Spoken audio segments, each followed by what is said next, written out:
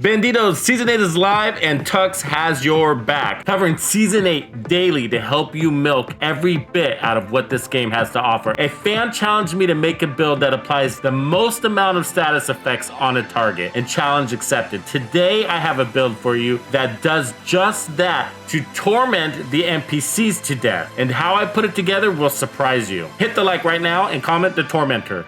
Let's go. Accepted, division. This is a war you can't win. Sweet dreams are made of this.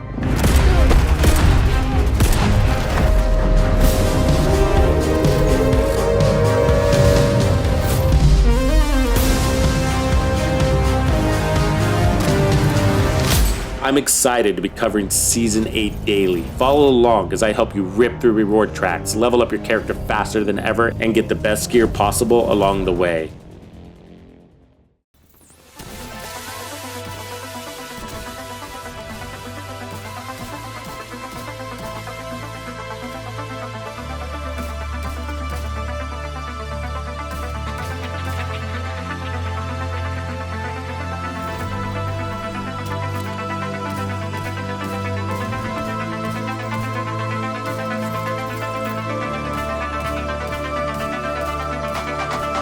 Do not go gentle into that good night. Old age should burn and rave at close of day. Rage, rage against the dying of the light. Though wise men at their end, no dark is right, because their words had fought no lightning day.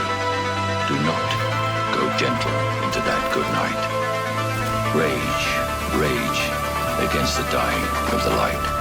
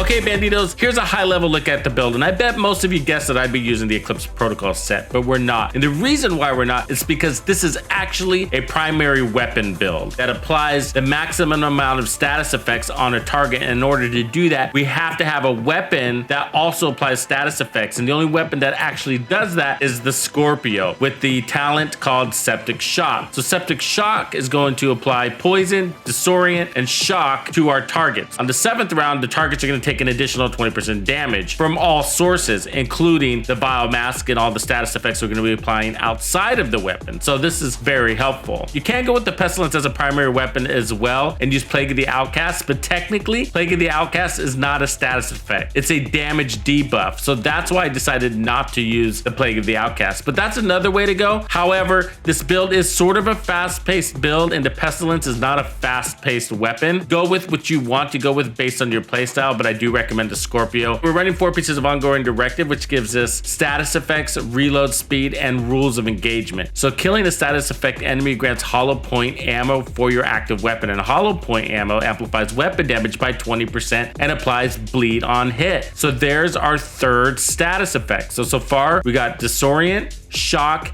and now bleed. On top of that, we got the 20% additional damage from all sources from the Scorpio, and now we're getting 20% amplified damage. So the backpack comes with the talent Trauma Specialist, which increases the duration of your bleed status effects by 50% and all bleed damage done by 100%. That's actually a lot. This is actually a really good backpack to run. The other reason why I'm running this backpack is because there is no other backpack that really applies a status effect to a target. But we need to run 4 pieces ongoing directive, and so the backpack has to be run. And it's actually a really good choice. I'm glad I did, because I can see that additional damage from the bleed, taking out targets left and right. We want all of our pieces to look just like this: weapon damage, status effect, and skill haste. So this is a weapon damage build with amplified weapon damage. So that's what we're going for here. This is not a skill build.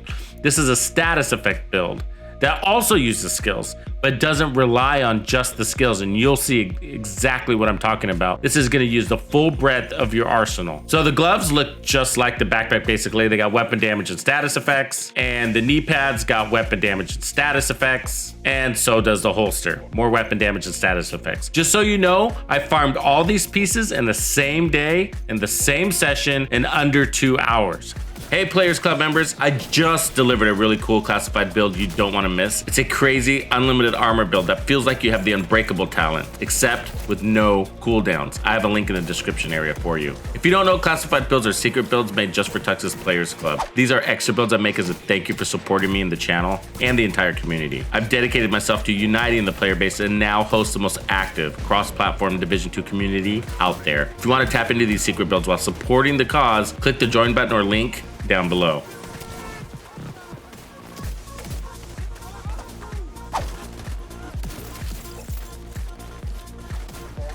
Okay, for the chest piece, I'm running Golden Gear for the 10% status effects, and I got status effects and skill haste, and it's got armor regen and armor. Now, I do wish it had weapon damage there, but this is what I had, so this is what I'm going with. But if you can put weapon damage on yours, then I recommend that. You don't really need the extra armor. And instead of armor regen, I'd probably prefer skill haste there. And the talent is Trauma. Trauma applies blind to an enemy hit in the head, and you got a 30-second cooldown, which is not that big of a deal because you got so much status effects, you won't even notice. And then when you hit the enemies in the chest with this, it's also going to give you them bleed. You want to go Golden Gear instead of China Light or Hannah Yu. And that's because Golden Gear and China Light both buff the Vile Mask. Now, China Light's going to buff the Vile Mask more, but Golden Gear is also going to help all of your status effects that you're applying, with the exception of the Scorpio. Now, the Scorpio gun is not affected by status effect rolls on your build, so keep that in mind. The mask is vile. You can also go with the Imperial holster to apply fire to targets, but there's so many ways to apply fire to targets. I found that we're better off just running the Vile Mask, and that's because we're applying so many status effects to enemies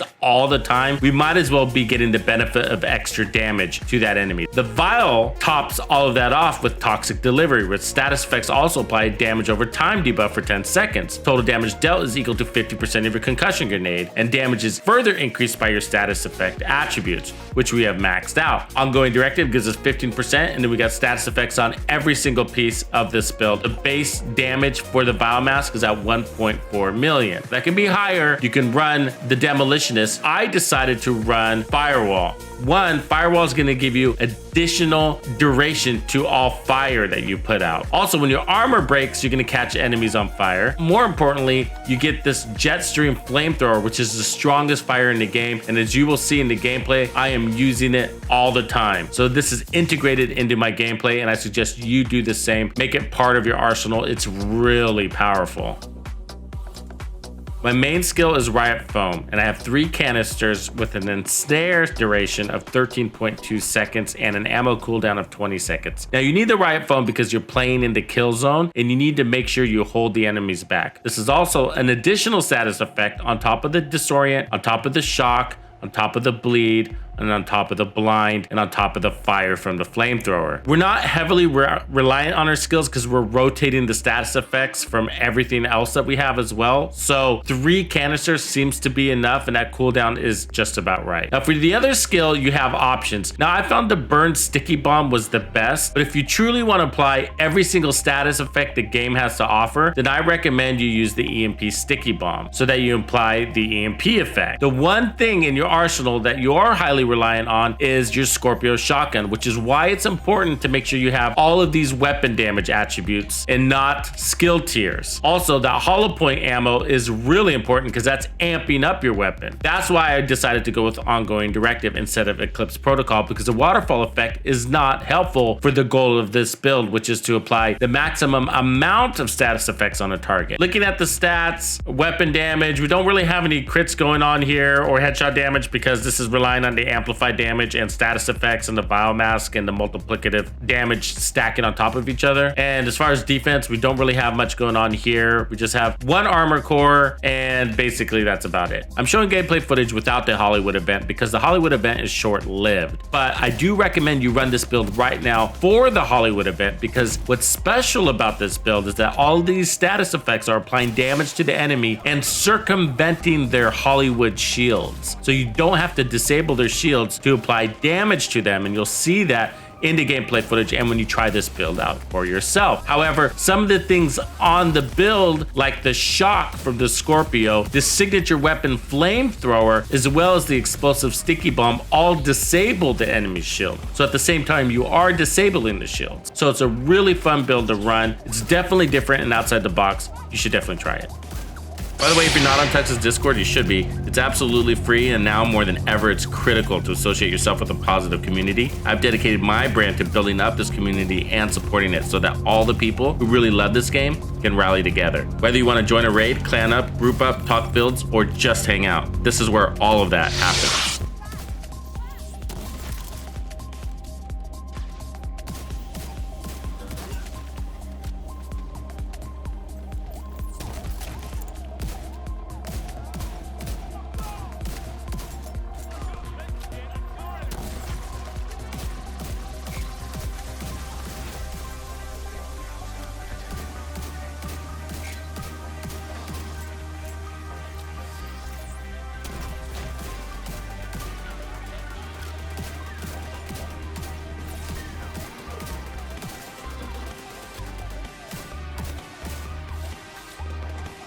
Hey, you should know that I'm also streaming different Division 2 content on Twitch now. Be sure you follow me over there as well. It's never a dull moment with the Tux brand. Link below.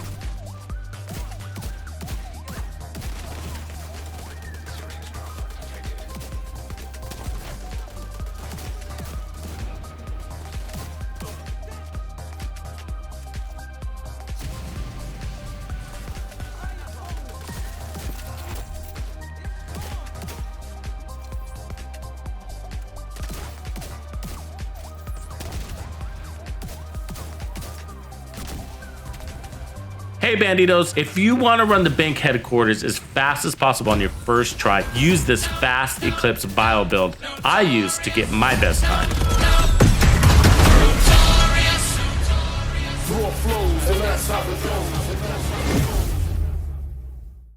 Tuxedo out.